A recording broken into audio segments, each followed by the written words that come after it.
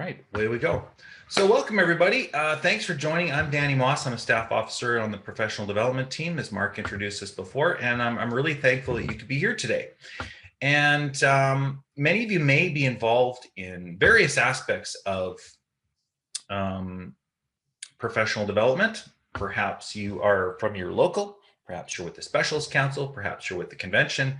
So I originally designed this for, I'm involved with supporting teachers conventions. So I created this resource for teachers conventions, but really for any online sessions that either you are going to create or that you will be supporting, maybe your Specialist Council or your local PD committee will be hosting an online PD day. This is something that you can share with your prospective presenters and ideas for them. So my kind of goal for you, my learning intention for you today is that you'll see and understand several different possibilities for creating engaging online sessions, because really at the end of the day, aside from a few little technical pieces, we have to make sure we can hear each other. Okay, seeing each other, you know, if the video is not perfect, it's not a bad thing. If the sound kind of goes, then it's really problematic. But aside from that, really what it will come down to success or failure, my belief, large part, will be the quality of the session and how it's organized and the content of it. So I know there are lots of cool platforms out there that can do some razzle dazzle stuff, but really in the end, it's going to be good quality sessions. And so my hope for you today is that you learn about several different possibilities. There are lots of different strategies that will be mentioned here today. It's not the expectation that you or your presenters will be using all of these strategies. You'll pick and choose. But these are just ways, and this is just kind of a starting point. And I do encourage you to provide some feedback or your own ideas through that group chat. Again, if you're just arriving and your screen has gone full screen, you can just hit the escape button, and then it'll shrink it in a little bit, and you can hit the chat button at the bottom, around the middle. It'll open up on the right, and you can just type in the chat throughout the time. So I'm going to switch my screen share, which unfortunately is going to blow up your screen again just momentarily. So you'll have to hit the escape button again. But I do want to show you some support resources there are for this session here today. So support materials are on our PDAC site. You'll see in this particular session, preparing presenters to create high quality online PD sessions. Yeah, I'm hoping everybody can see that screen. And if you scroll down to the bottom, I've got some slides here that my slides are mostly icons with some speaking notes, but I've included the speaking notes in the main body of the slides if you want it there. I've also got it in a PDF format. So what you'll see here is there's a kind of a, I don't know, 15-page guide or so, and it has all the different strategies that we'll talk about here. And again, the goal here is not to incorporate every strategy known to man, these and others, into your sessions, but just something to consider. Pick and choose what works for your session, or for, you know, encourage your presenters to pick and choose. It's not a competition. It depends on the session, right? So that's what I encourage you to do. And so that's my goal for you today. And if you have any burning questions, you could certainly ask them throughout the session. I'm just going to go back to my slides, which again is probably going to blow up your screen again, so my apologies. Just hit the escape button as I do that, and it should work just fine. All right, so the first strategy is setting the tone for a positive, safe learning space. And it's, a lot of these are really kind of Captain Obvious kind of statements, but it really does make a difference. And so, you know, connecting with a group of people, you can imagine if you were a presenter in a room, people were coming in, you might greet them, you say hello, have some conversation. When we're online, you know, it might be even more difficult, one could argue, to provide that safe, positive learning space. And so how can we do this? Well, I try to do that a little bit, encouraging you to chat with each other, introduce each other, introduce yourselves to each other, play some background music. My backup plan was to show a nice Fireplace. You know, the Fireplace channel, they have YouTube videos and they even have Netflix, a 1 hour Netflix thing, Fireplace thing. It's awesome. I actually just, I don't know, it feels comforting somehow. Anyways, there are lots of ways to do this. So just that warm, positive environment just will kind of put people at ease, and encouraging people to chat early on will kind of set the tone for the session a little bit. So that is certainly one strategy you can use. So the other thing I want you to be aware of, and I've encouraged convention people to share this with their presenters, that what you may have noticed is we didn't really put any barriers on our PDAC 2020 fall schedule. So even though you were invited, there were really no walls put up to keep you out. And there are ways to do that, you know, both through SCED and other ways. I've encouraged those people that I've advised on their virtual events to really be cautious about putting up those technical barriers to get in, just because inevitably it will end up keeping your own people out, a portion of your own people out. And it can be frustrating enough participating in an online event. And so with that in mind, if your site, whether it's a SCED site for your program, if you aren't putting up any kind of walls around it, passwords, etc., to keep people out, anybody could be in the room. So that could be members of the press, members of the public, parents, students, government, really anybody.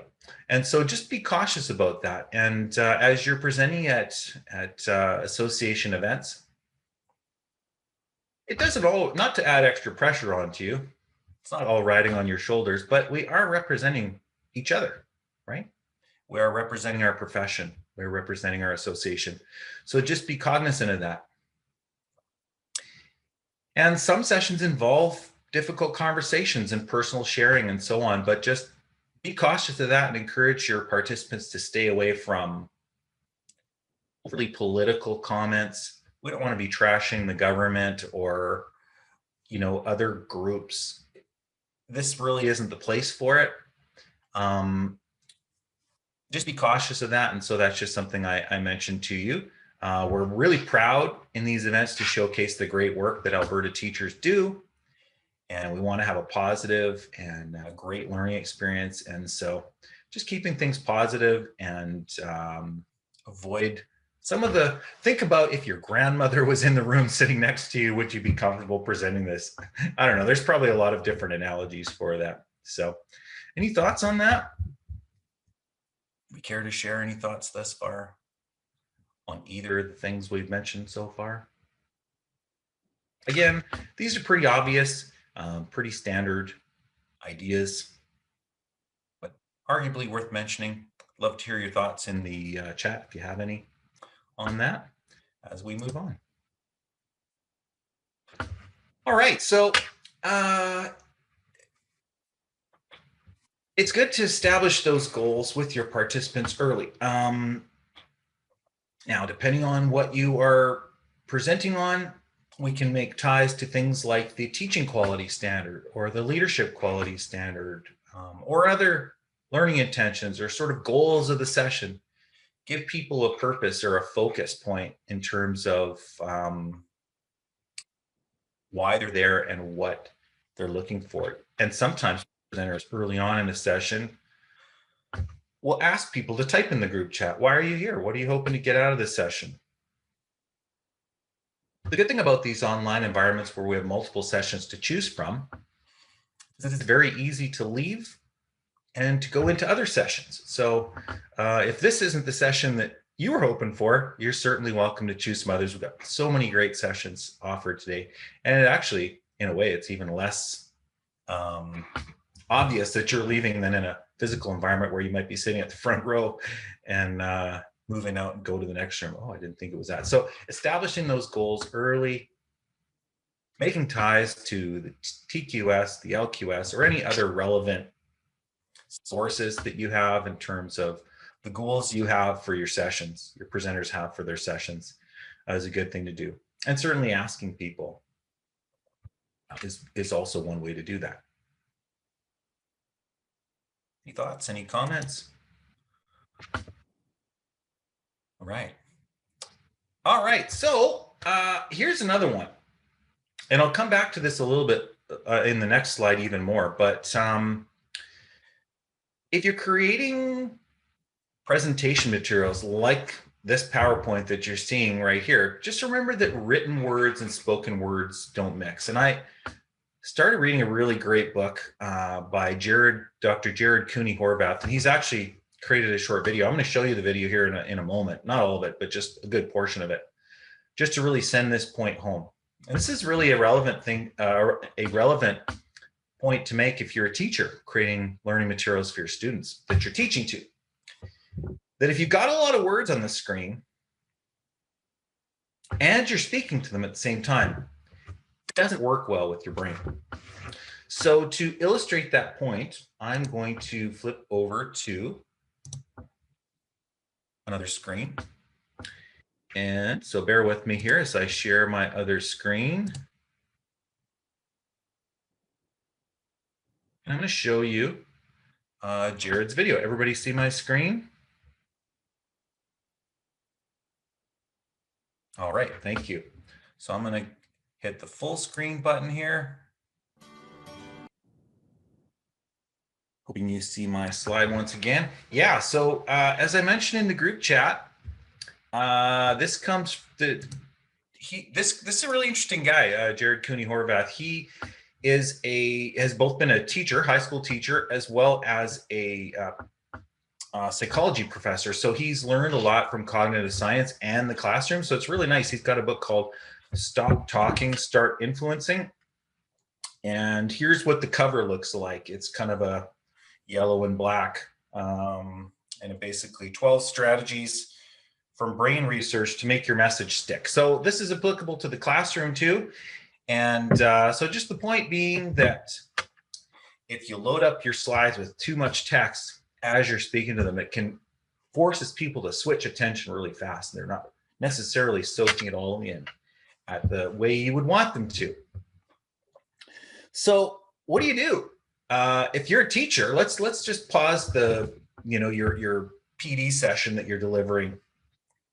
What do you do for your students? Because I know a lot of times PowerPoint or Google Slides, Apple Keynote, whatever presentation materials you're giving to students, they're also kind of study materials for them after the fact. So my advice is to put those things that would have been on your slide, large chunks of text that would have been on your slide, and put them in the notes part of your slide. Both PowerPoint and Google Slides have that speaker notes part. Just put them down there as you're presenting, and then when they're studying later on at home, they still have access to those words because you won't be talking at that point, right? So it is useful to have. So just food for thought, and this is why I've tried to practice what I preach. I'm certainly not perfect at it by any means, and neither should you or anyone else feel like you have to strive for that perfection or beat yourself up like, oh man, I've had terrible slides all through my presentations or my lessons, like. But it's just, as we know better, we do better, right? As Maya Angelou says. So that's why I've tried to just put some icons, something simple on the screen for people. Kind of building on that, if you want some more advice on designing slide content, there's a really smart dude called Oliver Caviglioli. And if you're a Twitter person, his Twitter handle is @OllieCav, and it sounds super Italian, but he lives in the UK, and he's written lots of great stuff on this whole idea of dual coding that Dr. Horvath spoke about, with words coming in and visuals, and how we can learn best from it. But Oliver has given some pretty good advice on how to design slide content, and it kind of builds on what Dr. Horvath says. And so I'm going to do another share again. I do apologize for all the screen share switching, but I'm going to go over here and I'll just put where this comes from in the group chat in here, and I'll just play the last minute and a half of his introduction to dual coding theory. It's pretty cool if you're interested in learning more about dual coding. But for now, I will just stick with the video, and let's hear what he has to say about. I sure hope I did. I believe I captured the computer sound, so we'll fingers crossed I did this right.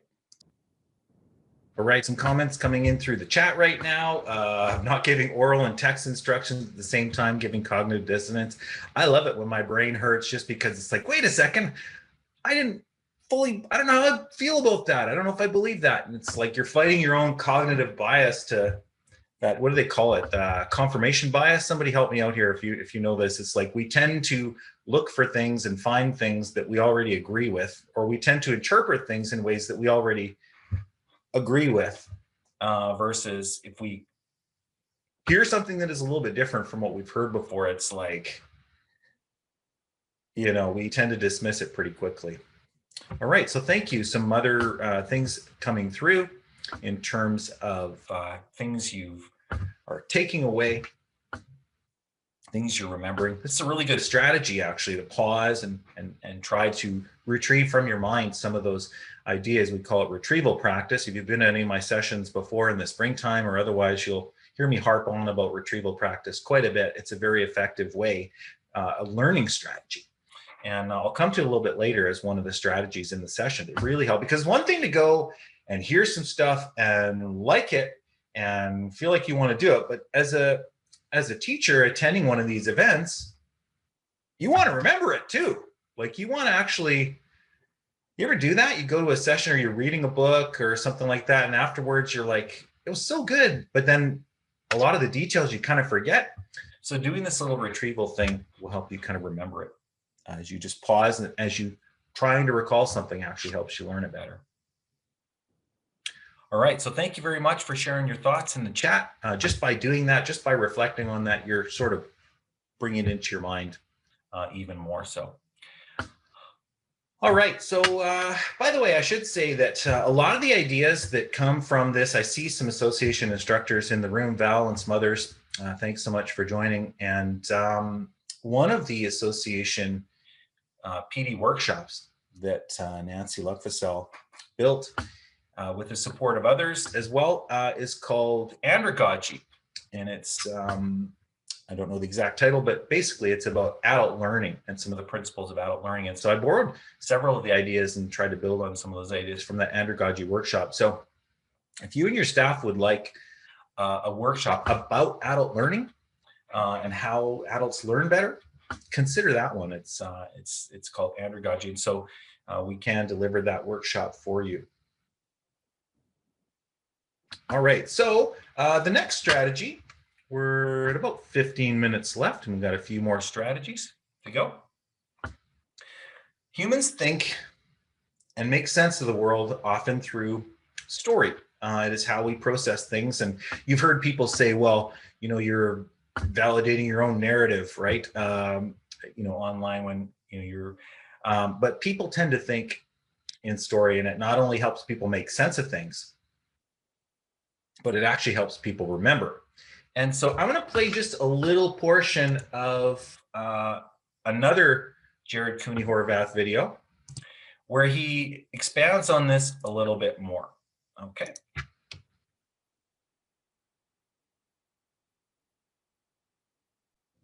All right, I'm going to pause it right there. I could certainly play more of that. It's certainly some interesting ideas he's sharing, but I'll just bring it back for purposes of the time we have left. So how many people can think of a book you've read, or maybe an audiobook you're listening to on the way to work, where they're weaving in a lot of stories? So it's not by accident, and it is a very effective strategy to help keep people focused and making sense and actually retaining a lot of your stuff. But one word of caution, or one bit of caution I would encourage you, if you're a classroom teacher and you're wanting to weave in some of these stories, make sure that the stories really send home the key ideas of your what you're trying to teach. Because the interesting thing is, there is a term, and the name escapes me right now, but basically seductive details is what it's called. There's an area of research in cognitive science called seductive details. And sometimes some of these really eye-catching things on our slides, like funny memes or animated GIFs or really hilarious stories we tell at the beginning of our lesson or in the middle or at the end, if something is too, you want them to remember, but what do you want them to remember? And so the risk with some of this, I'll just point it out, is that they will only remember the stuff you don't want them to remember. So they'll remember that funny meme or animated GIF you put into, and let's not even start, is it animated GIF or GIF, right? But I'm a GIF person, but anyhow, I'm in Camp GIF. So that might be something they would remember. In fact, me just saying that is that little, throwing in that little GIF anecdote might be something you'll take away from this session and not actually remember all the things I really wanted you to remember on this particular presentation. So anyways, the point is certainly weaving a story, relevant story or ideas into story is a great way to really help keep sense making happening, keep attention, keep memory, help deepen that memory and make it more durable for students. All right, so arguably this should have been earlier on in the session, but not to say that any one of these strategies is more or less important than the other, but trying to establish those expectations for participation right off the hop. So I was inviting you to participate in the chat. If there are things you want your people to do in your sessions, jotting things down, processing work, starting to establish those.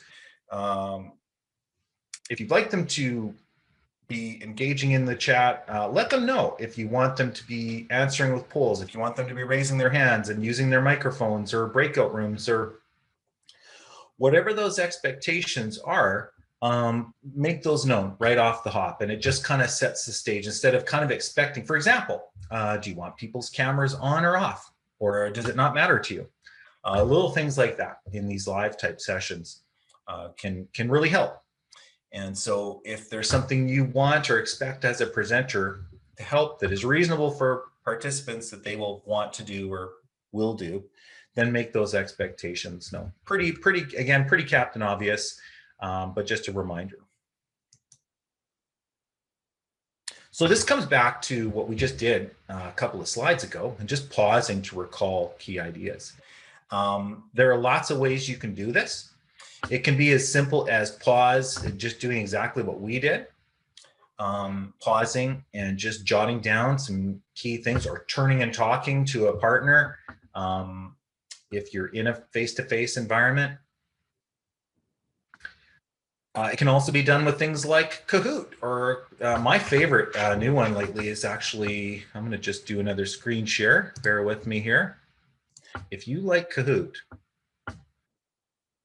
then you are going to love quizzes.com, Quizizz.com. It's got a direct, if you're a Google Classroom person or Microsoft Teams, there's direct integration with between Quizzes and Google Classroom. And so just like Kahoot, there are loads and loads of tens of thousands of free quizzes you can use, you can modify on any subject, topic, area. You can make your own little quizzes. It can be multiple choice, true, false, polls, etc. It's a wonderful tool. So I'll just copy and paste this into the chat. It is a great way to pause every once in a while or at the beginning of, let's do a little quiz to see what we learned about yesterday. So in your sessions, it might be towards the end of your sessions. Yes, as Lynn pointed out, you can do this asynchronously, like there are practice quizzes. So at the end of your session, you could say, here's a little quiz. Here, just do yourself a favor and just do some self-paced kind of practice to try to recall, force your brain. Remember, that retrieval practice means trying to pull something out of your brain, trying to remember it, helps you learn it. So while quizzes feel a lot like assessment, that's not the point of it. In fact, when you're having kids do this, jot down those 3 key ideas you've learned in today's lesson, or what do you remember? Write down in the next 2 minutes everything you remember from yesterday's class. It is not about you taking that in and marking it, assessing it. It is just the act of doing that will help them remember it better and will make the learning deeper. So online tools like these quizzing tools are a great way to do this. And again, Kahoot, quizzes, there's lots of them. Lots of them around, and I invite you to share in the chat as well if you have other thoughts on different kind of tools like this that can help your students recall. PDAC, yeah, thank you very much. Socrative, I'm not sure how you pronounce that one. There's lots of different tools out there that do this, and it doesn't have to be even Google Forms or Microsoft Forms, those types of things. Paper, who knew, right? Take a sticky note, jot down something important that has come to mind, or draw a picture of it. There are lots of ways to do this, and I know that if you've been in any of Nancy's workshops before, she really does a great job of bringing in graphic organizers and having people jot in the graphic organizer as they go. So just, and not even as you go, but pausing. In fact, if you do have your students or your participants doing note-taking is not actually a super great way, proven by cognitive science, to actually help you remember stuff. It's something you can refer back to. It's not a great learning strategy, but some of the cognitive scientists have coined a term, retrieve taking. So instead of taking notes as you go, pause every once in a while. Maybe it's every 10 minutes or 15 minutes or half an hour, depends on the age, the grade, and have them try to recall and do some note taking in that way. And just that little switch will make a big, big difference in terms of how much they retain. Because when you retain information, then you can use it, right? You can use that information. When you can recall that information, bring it to mind, you can use it to solve problems, think creatively and critically, etc. So anyways, so can your participants in these sessions. So, all right, so we've got a couple more minutes. I'll give you a couple more strategies here. Certainly this one is fairly obvious. Provide options for people to talk. And there haven't been many opportunities here for you. It's a 45-minute session, and I wanted to share a lot of information with you. So really your only opportunity here in this environment is through the chat. But it's certainly something to consider. If we had a different type of topic, it might have been more open to small group or large group, just open sharing and discussion and chatting. But getting people to talk, when people use their own words to explain their thinking or even share back what they know about something, it also helps them learn it better. Applying and problem solving, apply like scenarios. And this is a very common thing in some sessions where you are learning about a particular teaching strategy or a particular idea, and then having different kind of case studies or scenarios or where you can apply that knowledge or solve some problems. Okay, now that you know this, now let's do this. And maybe it's building something, maybe it's creating something, maybe it is just sort of what would you do in this situation? Knowing what you know now about blank, how would you, do this? So if we had more time, I could say, hey, everybody, you're planning a PD session for your colleagues, and jot down 5 things that you remember from today's session in terms of how you would organize that session.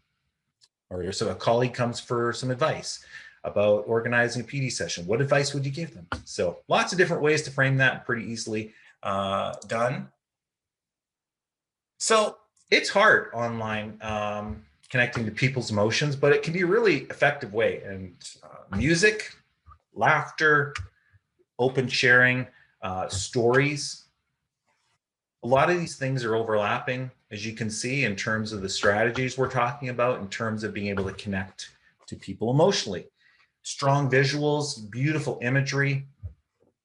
There are some great websites out there that have some free imagery. Why don't I just give you a couple of these? You probably know about these, but if you don't, a couple really great websites for some copyright-free, beautiful imagery. One is called unsplash.com. Okay, some gorgeous, beautiful imagery that you can use copyright-free. And you can use these in your slide materials if you wish to, presentation materials.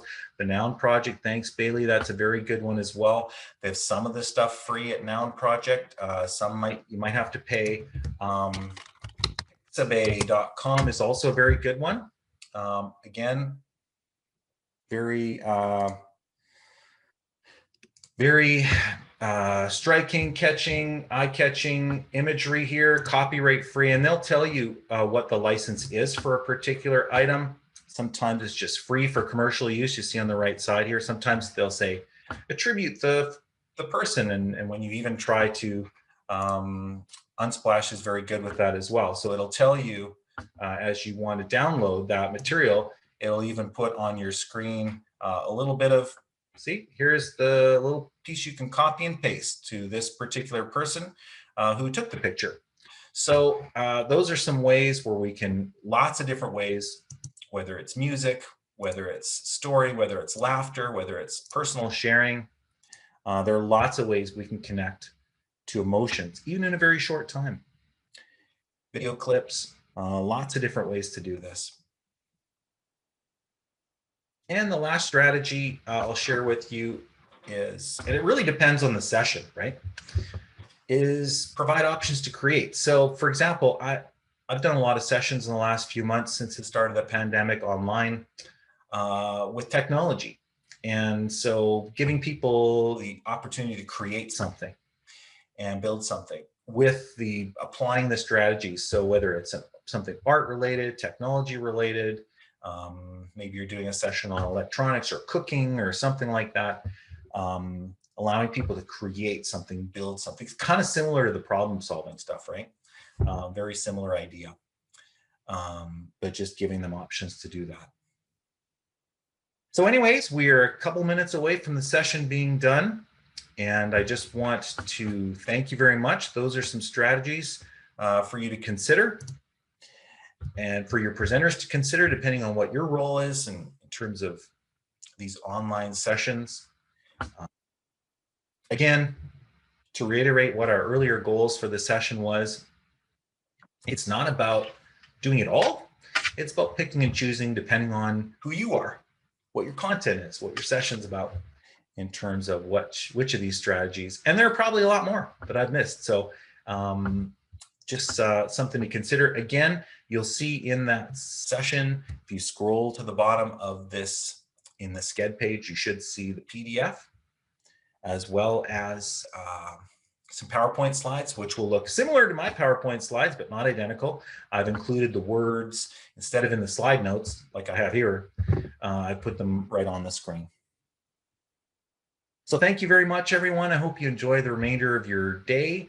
My next session is in 15 minutes, and it's going to focus on, okay, so if you want to create a pre-recorded session, what are some technology tools you can use for that? And there are lots and lots of other great sessions happening. So check out that Sched site, see what works well for you. I think our next session should start, if I'm not mistaken, in about 15 minutes. So thank you very kindly for joining. If you have any questions, you can reach out to me at any time. Daniel.moss@ata.ab.ca or danny.moss, either way. So thank you very much for joining, and have a wonderful remainder of your day.